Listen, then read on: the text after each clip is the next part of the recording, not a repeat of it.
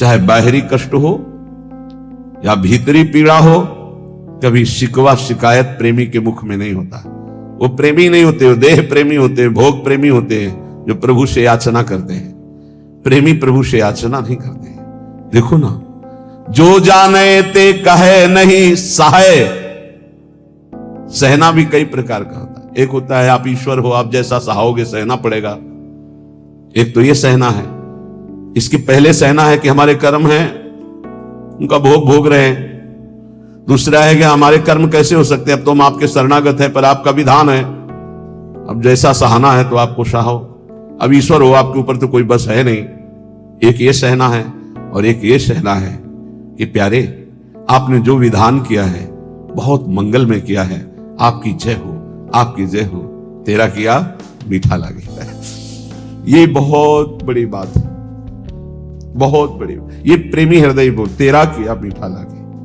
आपका ये विधान है ना, तो मुझे करोड़ों सुखों से बढ़कर भी वो दुख प्यारा है जिसमें आपका विधान है। करोड़ों प्रकार की स्वस्थता से भी मुझे वो अस्वस्थता प्रिय है जिसमें आपकी स्मृति, आपका विधान है। वो शीतलता हमारे किसी कार्य की नहीं जिसमें आपका विस्मरण हो जाए, हमारे हृदय में दाह पैदा हो जाए। वो दाह हमारे लिए कोटि शीतलता से बढ़कर है जिसमें आपकी याद, आपकी स्मृति, आपका विधान दिखाई दे। सहाय सराह सराहे, सुना था कल महामहिम पूज्य श्री अर्जुन देव जी की वाणी।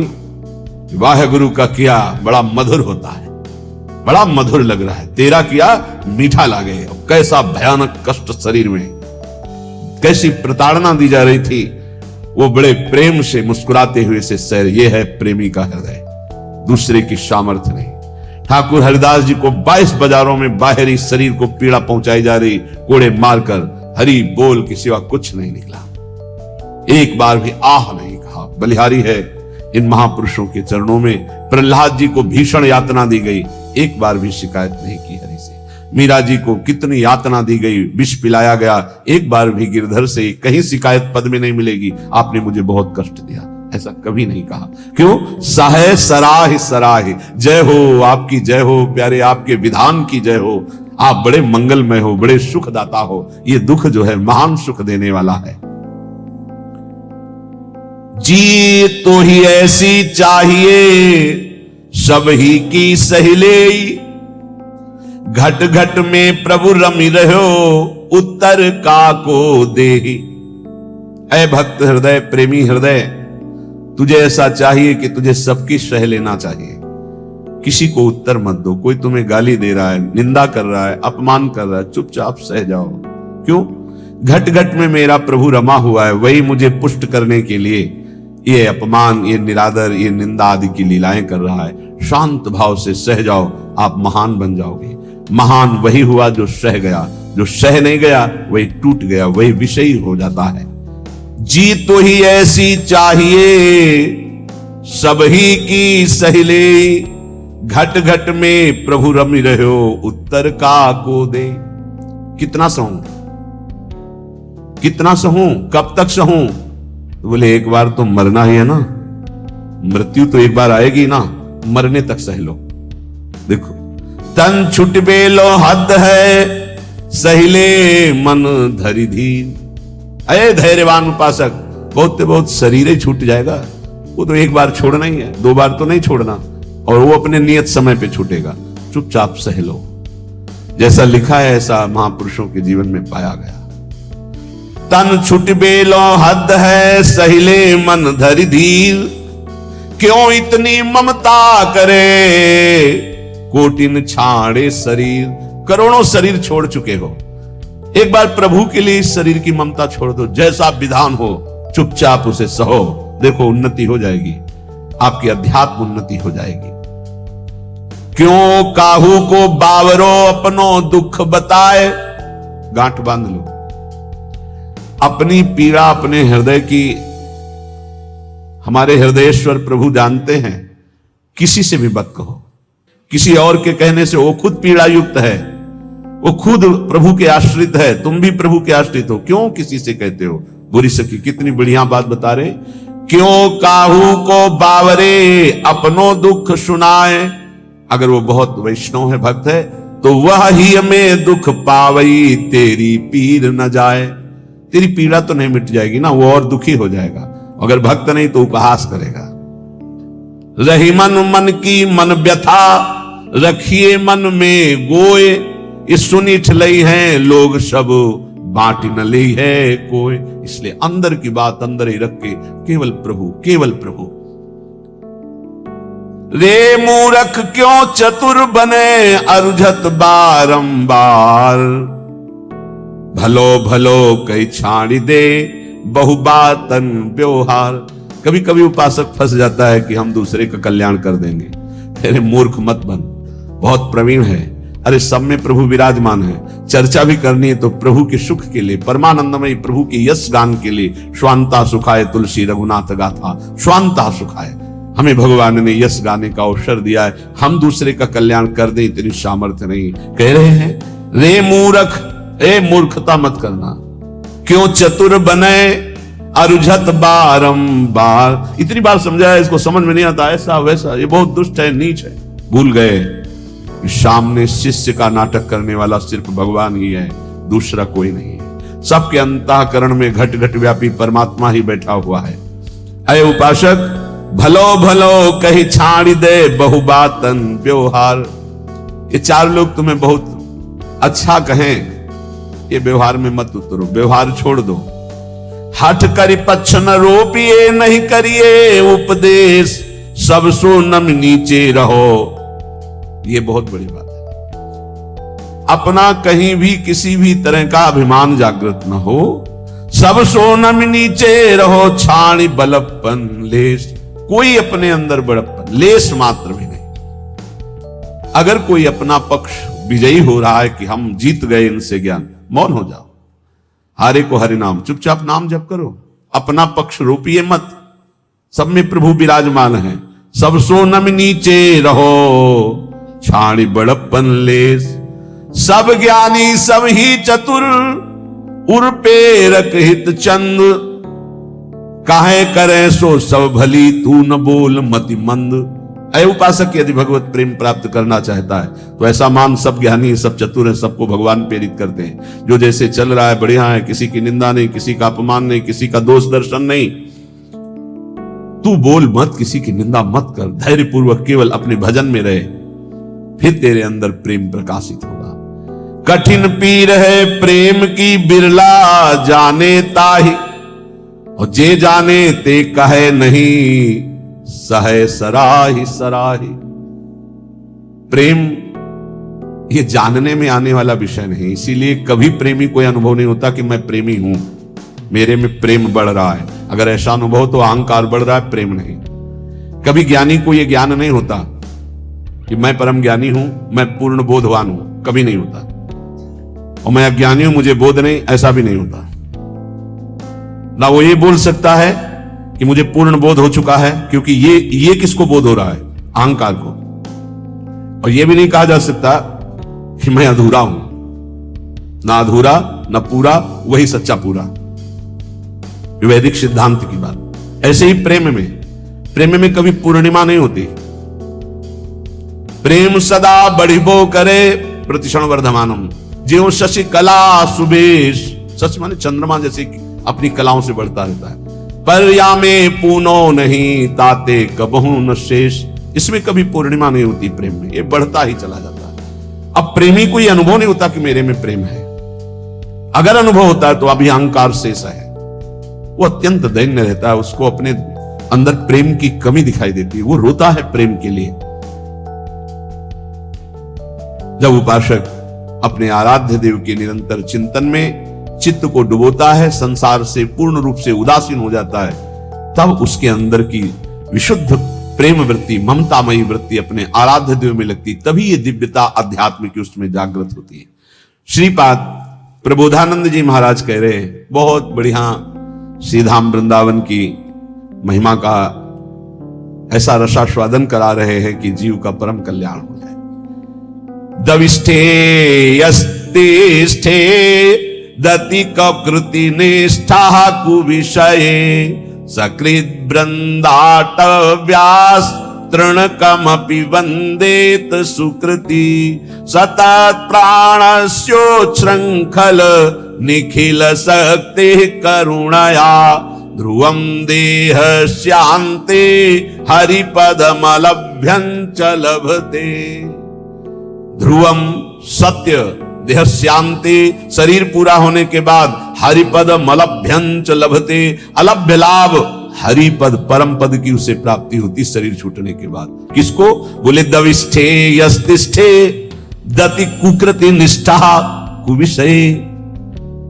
कुकृति निष्ठा, गंदे आचरण करने वाला निष्ठा पूर्वक, मतलब महापापी।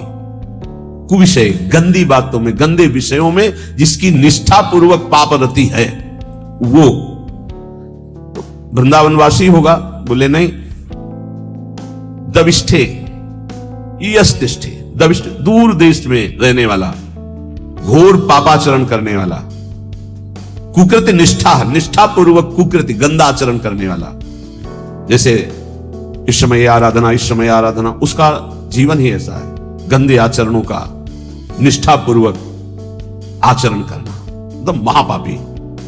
दूर देश में रहता है, महापापाचरण करता है, पर संयोग वशात सुकृति जनों के संग में वो एक बार वृंदावन आ गया। संयोग वशात उसकी दोस्ती किसी ऐसे से हो गई, चलो यार एक बार वृंदावन चल। नहीं, हमें कोई मत, हमारे साथ चलो, पैसा हम लगाएंगे, आपको खवाएंगे पियाएंगे, घुमा के ले आएंगे, यार चलो ना। अब वो चल पड़ा। सुकृति, किसी पुण्यवान के प्रभाव से वो वृंदावन आ गया। उसकी कोई रुचि नहीं, कोई श्रद्धा नहीं, कोई निष्ठा नहीं। सकृत, एक बार वृंदाटव्यास तृणकमपि वंदेत सुकृति। अब उसने चलो बिहारी जी के दर्शन करे आवे, अब उसके साथ गया। जैसे यहां कई ऐसे दर्शन में आते हैं सुबह कि वो स्वयं नहीं आए, उनकी कोई श्रद्धा नहीं, उनको लाया गया है।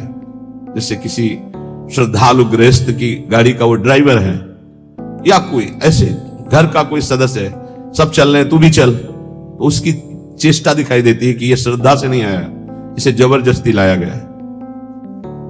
वो खड़ा है, ऐसे देख रहा है, दृष्टि गई उसकी, ये मुद्रा और उसके देखने का तरीका बता रहा है कि वो श्रद्धा से संत दर्शन के लिए नहीं आया।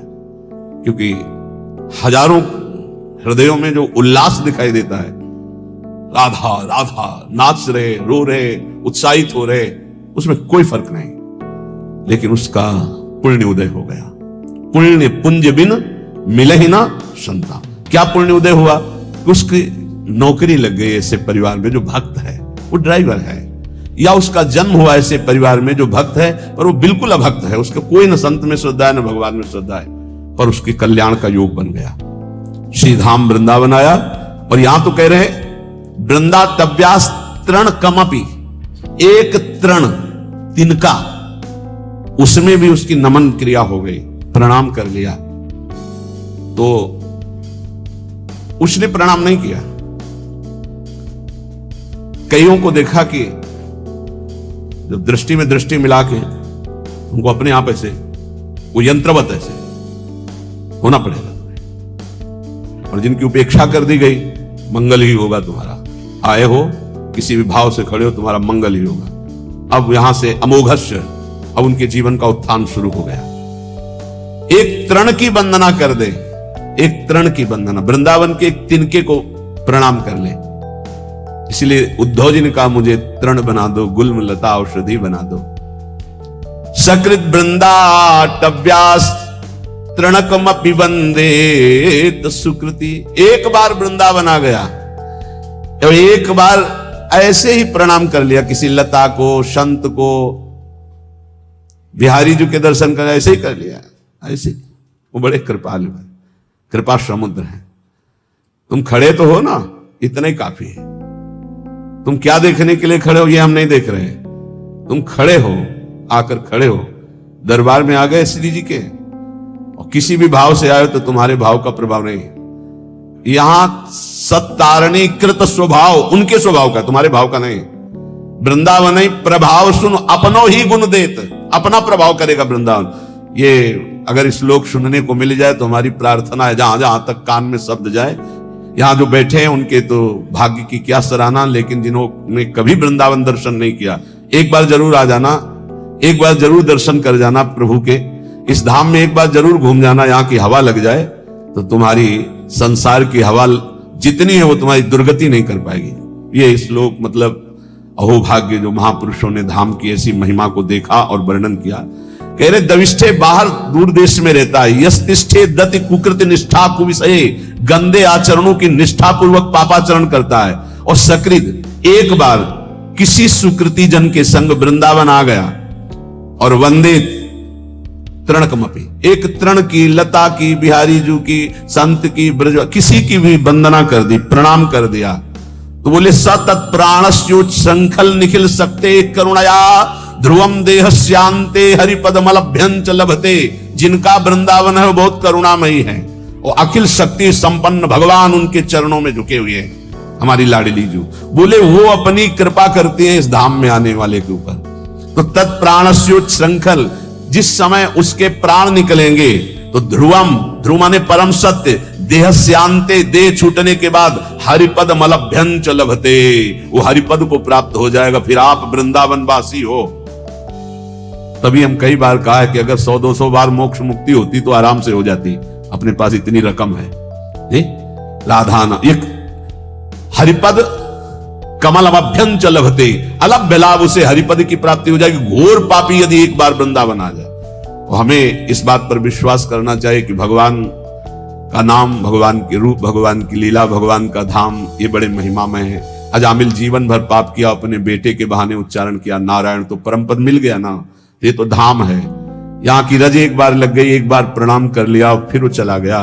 तो निष्ठा पूर्वक पाप करने वाला जब शरीर छोड़ेगा तो सातत प्राणस्योच्छृंखल निखिल सकते, निखिल शक्तियों के स्वामी भगवान श्री हरि, जिनके अधीन जाके अधीन सदा सांवरो, वो करुणा, वो करुणा की मूर्ति लाडली जू कि एक बार वृंदा सखी ने देखा कि धाम की सीमा में प्रवेश हुआ, मेरी लाडली जू का एक कृपा पात्र हो गया, तो अब वो कहीं भी जाके जब शरीर छूटेगा तत्प्राणस्योच्छृंखल, तो करुणा, श्री जी की करुणा से उसका शरीर जब अंत में होगा तो हरिपद मलभ्यंच लभते, अलभ्य लाभ, उसे भगवत प्राप्ति हो जाएगी।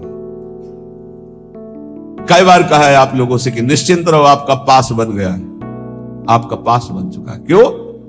बोले हमारे माई श्यामा जी को राजी, हमारा पास है, हम वृंदावन, प्राण वृंदावन सर। एक बार प्रणाम की बात कही, हमारा तो जीवन वृंदावन है।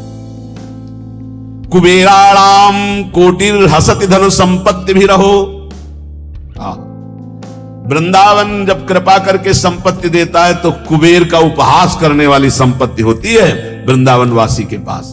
कुबेर के पास पांच भौतिक माइक संपत्ति है, लेकिन वृंदावन वासी को प्रिया प्रीतम की प्राप्ति होती, दंपति संपत्ति पाइए। बोले कुबेराणाम कोटिर हसति धन संपत्ति भी रहो। कुबेर एक नहीं, करोड़ करोड़ कुबेर ऐसे भी उपहास के योग्य हो जाते हैं जो वृंदावन वासी को संपत्ति मिलती है। जैसे आप अपने मकान को अपना मानते हैं, संपत्ति को अपना मानते हैं, ऐसे पूरे निकुंज को सहचरी अपना मानती है। उसके प्रिया प्रीतम, उसका संपूर्ण निकुंज, संपूर्ण वैभव उसी का। ऐसा अनुभव नहीं होता कि इनके भी प्रिया प्रीतम है। अब वो अंतर की बात शायद पकड़ पाओ कि ना पकड़ पाओ। एक ही मन है निकुंज में, दूसरा नहीं है, एक ही मन है। अनंत सहचरियां, एक मन, एक ही वृत्ति है। जैसे एक सहचरी पान की बीड़ी पवा रही प्रिया प्रीतम को, तो हर सहचरी का मन उस समय पान की बीड़ी ही पवा रहा है। एक सहचरी आनंद मगन होकर प्रिया प्रीतम को गान सुना रही, तो हर सहचरियों का मन गान में, मतलब वहां दो मन नहीं है। अब वो अलग अलग मन वाले, अलग अलग बुद्धि वाले और पार्थिव क्षमता वाले, कैसे आप अनुमान भी नहीं लगा सकते।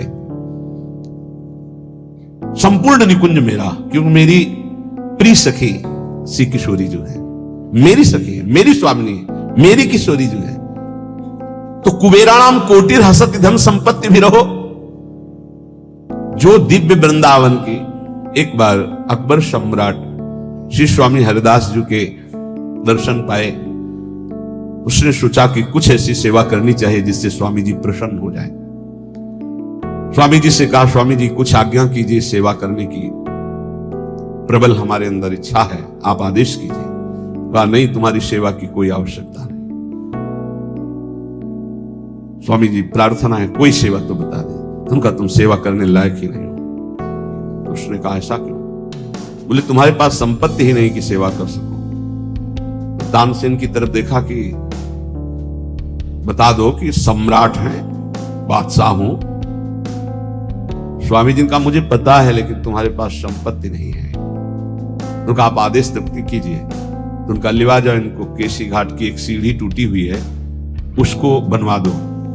एक सीढ़ी? बोले जाओ तो तुम। जब वहां गए तो दिव्य रत्नों से जटित यमुना की वो सीढ़ी लौट के आए, चरणों में गिरे, बोले नहीं है, हमारे खजाने में रत्न ही नहीं है जिस रत्न की दिव्य वृंदावन की झांकी करा दी। इसीलिए जो भक्त नामावली गान करते हैं तो भगवत ऋषि जी ने इसीलिए उसको कि उसको सौभाग्य मिल गया स्वामी जी की कृपा से, स्वामी श्री हरिदास जी का दर्शन और उनकी कृपा से दिव्य वृंदावन की झांकी, क्योंकि ललिता जी के साक्षात स्वरूप हैं। कांप गया और लौट के आया कि स्वामी जी परम सत्य बात है, मैं सीढ़ी का कोना भी नहीं बना सकता, क्योंकि जिन रत्नों से सीढ़ी बनी हुई है वो रत्न ही नहीं हमारे पास। तो क्या कह रहे? कुबेराणाम कोटिर हसति धन संपत्ति भी रहो। जो वृंदावन वासी श्यामा श्याम के उपासी को वैभव मिलता है, करोड़ों कुबेरों का उपहास करने वाला वैभव होता है, अर्थात करोड़ों कुबेर भी उसकी समानता नहीं कर सकते। तिरस्कुर्या द्वर्या नपि सुरगुरुन बुद्धि विभवई। जो वृंदावन उपासी है उसको ऐसी बुद्धि प्राप्त होती कि बृहस्पति जी का उपहास हो जाए। बृहस्पति जी की भी क्षमता नहीं, जो वृंदावन वासी की बुद्धि में प्रवीणता आती। क्या प्रवीणता आती? बृहस्पति जी देवगुरु हैं, लेकिन वो वहां से ये नहीं देख सकते कि प्रिया प्रीतम के मन में क्या चल रहा है। और वृंदावन वासी राधा उपासी मन मन की रुचि जानी नेह विधि अनुसरे। प्रिया प्रीतम के मन में क्या चल रहा है ये जानकर प्रिया प्रीतम की प्रेम पूर्वक सेवा करते हैं।